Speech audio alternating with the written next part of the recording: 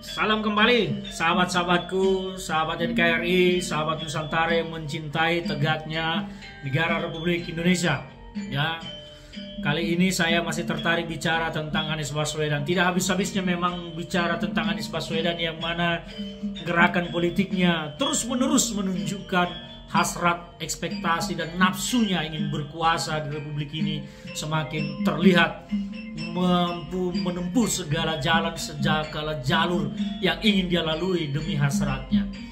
Salah satu yang terbaru, saya membaca banyak di media tentang Anies Baswedan mengkritik pemindahan ibu kota negara di Singapura.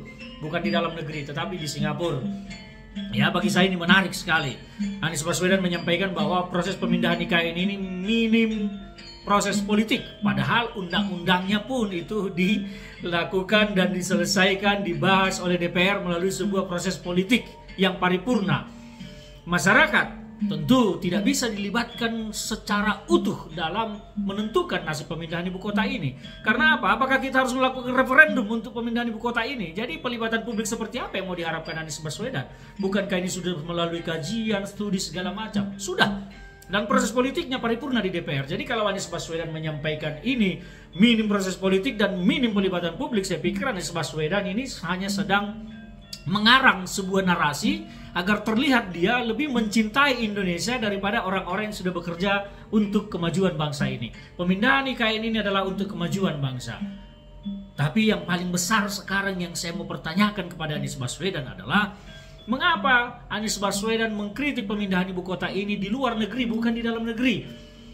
Bagi saya, orang-orang yang berbicara sesuatu isi rumahnya di luar mirip seorang bapak-bapak yang berbicara tentang dan menjelek-jelekkan istrinya di luar, menjelek-jelekkan anaknya di luar, berbicara buruk tentang isi rumahnya di luar. Apakah Anies Baswedan ini demikian? Saya tidak tahu. Tetapi menurut saya, pendapat saya, orang-orang seperti ini adalah orang-orang yang memiliki indikasi mental pengkhianat ke depan. Ini bahaya. Dia mau menceritakan sesuatu yang menurut dia buruk terhadap tentang bangsanya di luar. Ini potensial punya indikasi memiliki mental pengkhianat. Bahaya kalau orang-orang seperti ini menjadi pemimpin kelak. Seburuk-buruk apapun bangsamu, jangan pernah bicara buruk tentang bangsamu di luar, tetapi perbaikilah dengan konsep-konsep baru di negeri ini. Itu yang harus dilakukan oleh orang-orang yang mencintai bangsanya. Jadi kalau berbicara buruk, menjelek-jelekan negeri ini di luar, menurut saya dan bagi saya, ini indikasi memiliki mental pengkhianat. Ini harus diwaspadai. Terlebih saudara Anies Baswedan ini juga baru diangkat oleh Oxford ya sebagai Dewan Penasihat ASEAN Studies Universitas Oxford.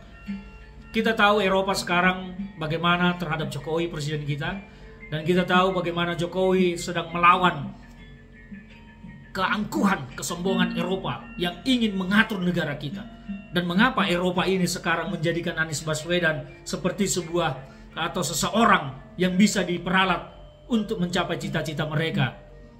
Publik tahu bahwa Anies Baswedan adalah lawan politik dan antitesa dari Jokowi. Sepertinya Eropa ingin memanfaatkan ini, memanfaatkan Anies Baswedan untuk melawan Jokowi. Demi hasrat-hasrat mereka memiliki sumber daya alam Indonesia yang telah diambil dan dipertahankan oleh Pak Jokowi. Ini harus kita waspadai.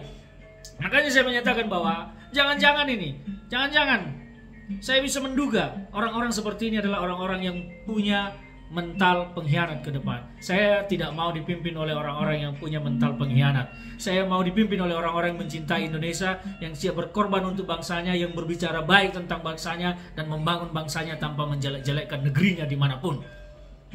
Saya, Ferdinand Huta Hayan, mengajak kita semua untuk bersatu padu, menjaga Indonesia, menjaga keutuhan kita, dan memilih pemimpin yang kelak memang mencintai bangsa ini dan melawan hegemoni asing demi tegaknya kedaulatan Indonesia. Jangan sampai ada yang memperdagangkan kedaulatan bangsa ini ke depan. Waspadalah terhadap orang-orang yang memiliki mental pengkhianat terhadap negerinya. Salam dari saya, Ferdinand Huta Hayan.